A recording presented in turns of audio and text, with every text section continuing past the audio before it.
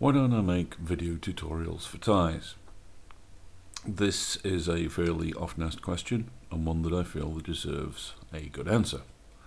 So first, the unpopular bit. The trouble with online video tutorials for rope bondage ties is that they're only really useful for people who can already tie. I've often likened this to be like learning to drive from a map. You're shown the route but cannot be shown any feel, any procedures, any way of having tactile feedback. You can't spot anything the student might be mistaken about because you're not there to observe it. And so my view is that only people who can really make use of videos are people who can already tie very well. Or if you like, you should learn to drive before you tie to undertake a journey, especially one just from a map. There are things that I think should not be included in online tutorials that are made generally available to people.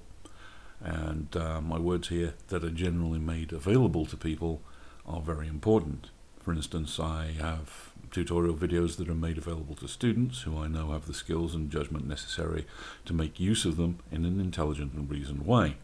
I also know that they'll ask me if they have a problem or any doubt about what they're seeing. Video is a very useful way to share or transmit information between people who can already tie. They are, however, not good for learning as a standalone resource, especially for advanced ties and topics such as suspension. My feeling is that as a responsible educator, I do feel very strongly that I can't just throw out all of information of absolutely any level to anyone. How do I know that person A is responsible as person B? I can't. Even though there may very well be people there around who can use advanced information safely, unless I can actually know them, it's irresponsible for any educator to just release information into the blue and just hope that it will be dealt with responsibly. What I can be certain is that there are people out there who do not use information responsibly and who do not even realize that that's what they're doing.